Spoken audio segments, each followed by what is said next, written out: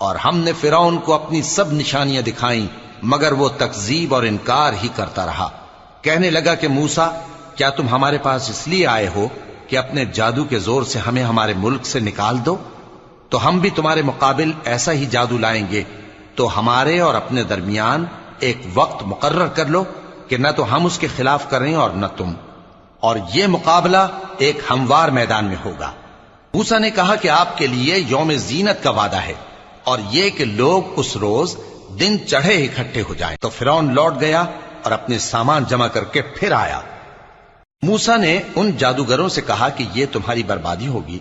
अल्लाह पर झूठ न बांधो, वो तुम्हें अजाब से फना कर देगा, और जिसने झूठ बांधा वो नामुराद रहा। तो वो बाहम अपने मामले में झगड़ने और चुपके चुपके सरगोशी करने लगे। कहने लगे, ये दोनों जादूगर हैं, चाहते हैं कि अपने जादू के जोर से तुमको तुम्हारे मुल्क से निकाल